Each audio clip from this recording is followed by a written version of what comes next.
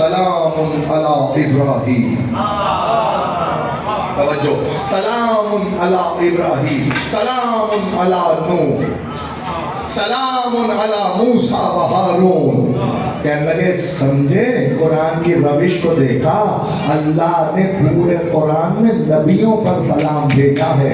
واحد یہ موقع ہے جب اللہ نے کہا سلام علی آل یاسین. جیتے رہو سلامت رہو جو ہاتھ اٹھا گیا ہے. سلام علی آل یاسین. اللہ نے یہاں مصطفیٰ کے ساتھ اس کی آل پر بھی سلام.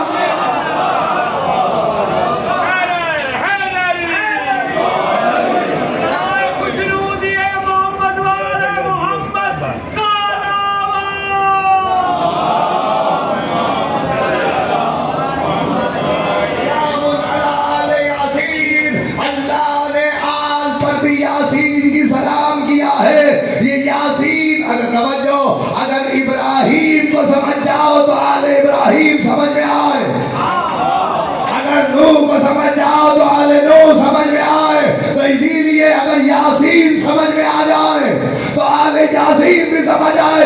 اب یاد رکھنا پورے قرآن میں اللہ نے فقط معصوم کو سلام کیا. پتہ نہیں میں کیا پڑھ رہا ہوں، آپ کی سمجھ میں بات آئی یا نہیں آئی؟ پورے قرآن میں اللہ نے معصوم کو سلام کیا ہے. یہ کیلیبر ہے سرکار، یہ کیلیبر ہے. علماء کو سنے ہوئے لوگ بیٹھے ہیں، بات اچھی لگے تو میرے حق میں ضرور دعا کیجیے گا. یہ کیلیبر ہے خدا کا کہ غیر معصوم کو سلام نہیں بھیجتا. قرآن میں جب اللہ نے سلام بھیجا وہ معصوم کو بھیجا ہے. سلام علی ابراہیم، سلام علی نوح. عظیم بھائی خدا کی قسم جملہ دیکھیے گا. سلام علی موسیٰ و ہارون، سلام علی آل یاسین. اب جاؤ امام صادق نے جو حضرت عباس کی زیارت پڑھی تو زیارت شروع ہی جہاں سے ہوئی. سلام اللہ و سلام الملائکۃ والمقربین. عباس آپ پر اللہ کا سلام ہو. اللہ معصوم کے علاوہ کسی پر سلام نہیں.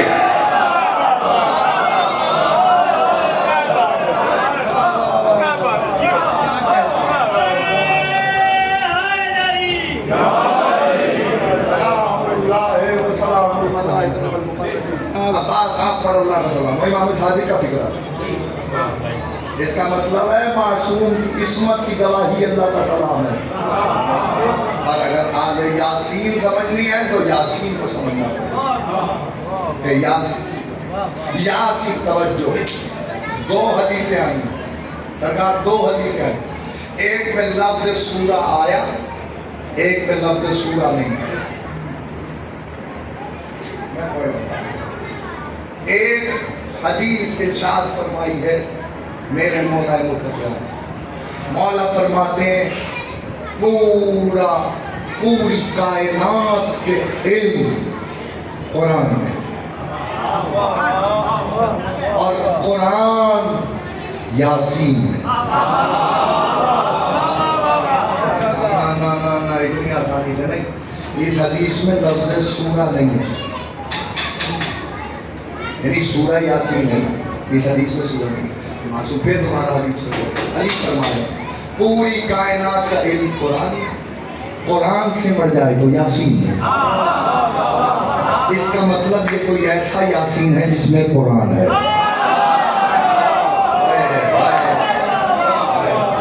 اللہ کی قسم میری محنت ضائع ہو جائے گی اگر بات نہیں پہنچی. یعنی یہ کوئی ایسا یاسین ہے جس میں قرآن ہے. اب دوسری حدیث سنو. معصوم فرماتے ہیں اللہ نے سورہ فاتحہ، اس میں لفظ سورہ فاتحہ کو قرآن کے دروازہ بنایا، یعنی کھلنے کا رستہ. اسی لیے فاتحہ ہے. فاتحہ کو اسی لیے فاتحہ کہتے ہیں کہ قرآن کا دروازہ ہے، یہاں سے قرآن کھلتا ہے. اور اگلا فکرہ قیامت کرتی معصوم نے فرمایا سورہ فاتحہ قرآن کا دروازہ ہے اور سورہ یاسین اس میں سورہ یاسین عروس القرآن ہے، یعنی قرآن کی سجاوٹ۔ آپ سمجھیں کہ یاسین سے مردوں پہ پڑھی جاتی ہے، یاسین مردوں پہ پڑھنے کے لیے نہیں اتاری اللہ نے، زندہ پڑھیں۔ پڑھی جاتی ہے اس میں کوئی شک نہیں ہے، لیکن زندہ بھی تو پڑھیں۔ اللہ کیا کہہ رہا ہے؟ اسی قرآن مجید توجہ، قرآن مجید کا دل قرار دیا ہے لفظ یاسین کو یاد رکھیے، کوئی ایسا یاسین ہے جس کے اوصاف قرآن سے ملتے ہیں، جس کے اوصاف، مجھے ایک منزل لگانا ہے بس تقریر تمام کرو، یہ ایسا یاسین ہے جس کے اوصاف قرآن سے ملتے ہیں۔ اللہ کہہ رہا ہے یاسین والقرآن الحکیم، یاسین۔ ترجمہ کرنے والوں نے ایک ترجمہ کیا، میں آپ کی پیش خدمت کر دیتا ہوں جیسے چاہے سماعت فرمائیے۔ یاسین اے سید، مجھے نہیں پتا آپ کیسے سنیں گے، جملہ سنیں گا، یاسین اے سید۔ کئی لاکھ امتی مل کے کسی کو سید کہیں اور بات ہے، اللہ کسی کو سید کہے اور بات ہے۔ جیتے رہو، سلامت رہو، شاد و آباد رہو۔ اللہ کہہ رہا ہے سید، اب جملہ یاد رکھنا، خدا کی قسم یہ لفظ سید پہلی دفعہ اگر مصطفیٰ کے لیے کسی نے استعمال کیا قرآن آنے سے پہلے دعوت ذلہ شیرہ میں حضرت عمران نے جب دیکھا، تین کتنی دعا دو گے مجھے نہیں پتا، 3 دن تک جب کفار مکہ آ کے کھانا کھاتے رہے اور اٹھ کے جاتے رہے، جب تیسرے دن ابو لہب نے جانے کا ارادہ کیا، ابو طالب نے اس کی کمر کے پٹکے میں ہاتھ ڈال کے زمین پہ پٹک کے کہا بیٹھ جا، آج جو یہ کہے وہ سن کے جانا۔ پھر مصطفیٰ کی طرف دیکھ کے کہنے لگے قم یا سیدی، اٹھ میرے سید، آج جو تو کہے گا وہ یہ سنے گا۔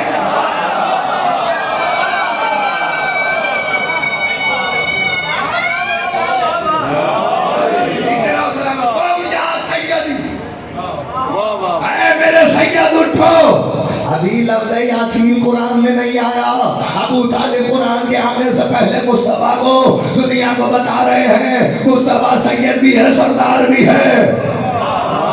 تم یا سیدی، اللہ بھی تو اللہ ہے، اب مجھے نہیں پتا کیسے سنو گے۔ پروردگار عالم نے کہا ہے میرے عمران جب تو صحیح حل جلاؤ لحسان اللہ لحسان، آج تو نے میرے محمد کو سید کہہ کے پکارا ہے، کل یہی محمد تیرے پوتوں کو کہے گا الحسن والحسین سیدہ شباب اہل الجنہ۔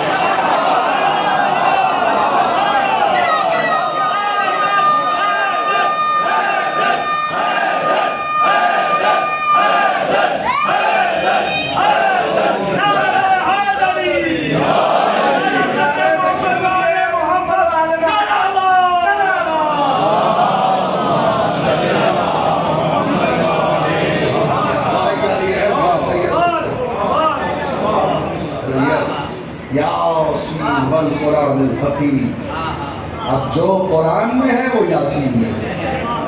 قرآن نور، یاسین نور، قرآن ہدایت، یاسین ہدایت۔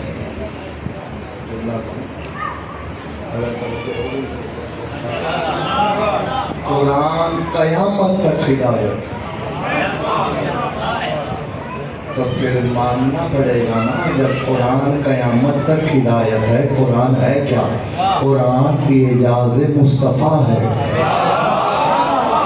نہیں سمجھے آپ؟ قرآن معجزہ مصطفیٰ ہے، اور معجزہ اسی وقت تک کام کرتا ہے جب تک صاحب معجزہ رہے۔ دیر کر دی سرکار، میں کیا کروں، 12 بج گئے، میں کیا کر سکتا ہوں؟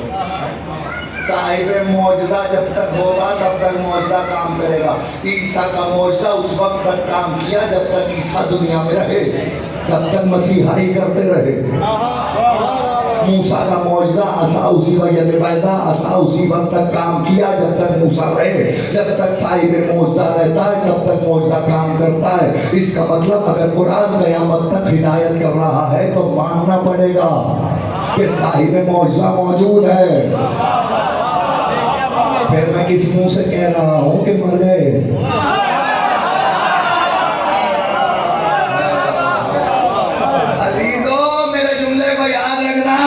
اس سے بڑی تو منافقت ہی کوئی نہیں ہے۔ قرآن کا معجزہ مان رہے ہو، صاحب معجزہ نہیں مان رہے، جس کی وجہ سے قرآن معجزہ ہے تو اس کا ہونا ضروری ہے، ماننا پڑے گا وہ ہے، نہیں مانتا تو یہ ماننا پڑے گا کوئی اس جیسا ہے جس کی وجہ سے معجزہ کا کوئی اس جیسا ہے جس کی وجہ سے معجزہ کام کرتا۔ اور معجزہ بھی ایسا کہ جو قرآن، جو یاسین کا اسٹیٹس ہے کہ جو کہہ دے ہو قرآن، سورہ یاسین نہیں، یاسین،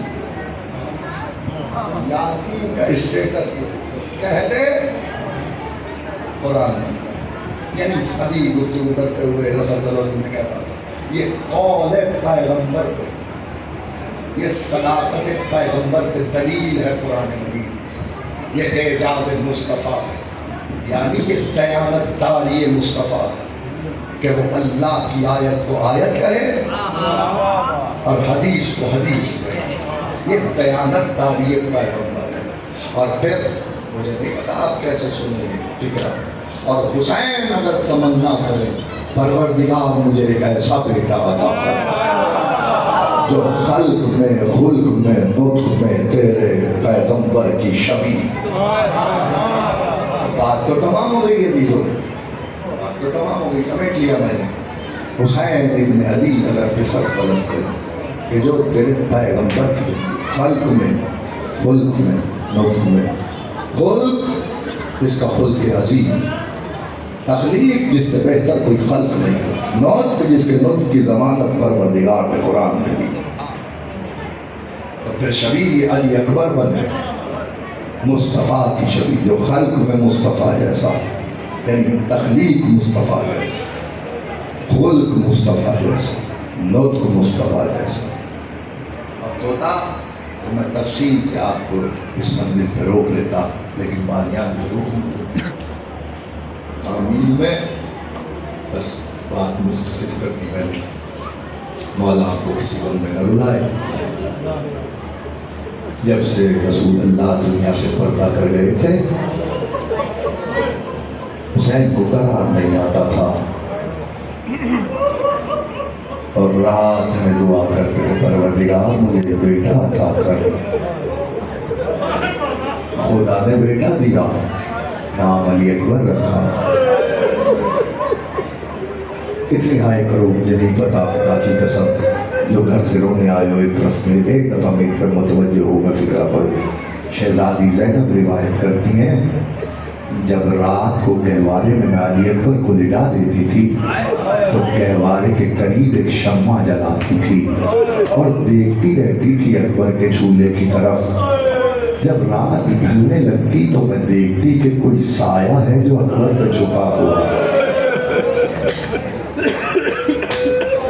کوئی سایہ ہے جو اکبر پہ جھکا ہوا ہے۔ سنو گے فکرہ؟ شہزادی کہتی میں جب قریب جاتی تو میرے بھائی حسین ہوتے۔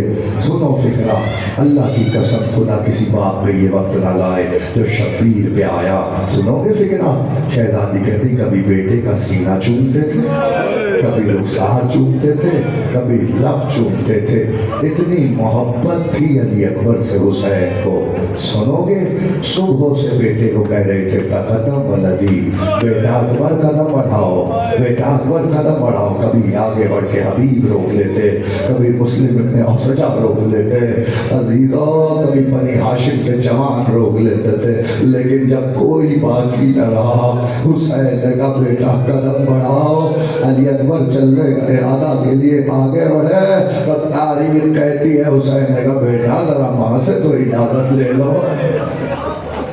شبیر نے کہا علی اکبر پاس سے تو اجازت لے لو، اور ناری کہتی شہزادی زینب کے خیمے کے قریب آئے، اجازت لے کے داخل ہوئے، کہنے لگے بھوپی اماں مجھے یہ بتائیے آپ کا مرتبہ زیادہ ہے یا دادی فاطمہ کا مرتبہ زیادہ ہے؟ کہا اللہ اللہ علی اکبر یہ کیسا سوال پوچھا میرے لال، تمہاری دادی کے مرتبے کے کیا کہنے؟ کہا پھر مجھے یہ بتائیے نا بھوپی، جب ساری بیویاں بروز محشر کہیں گی ہم نے اپنے بیٹوں کو آپ کے بیٹے پہ قربان کر دیا، آپ کیا جواب دیں گے؟ کہ اکبر میں سمجھ گئی میں تمہیں روکتی نہیں ہوں، اکبر تیرے جیسے ہزار ہوں میں حسین پہ فدا کر دوں۔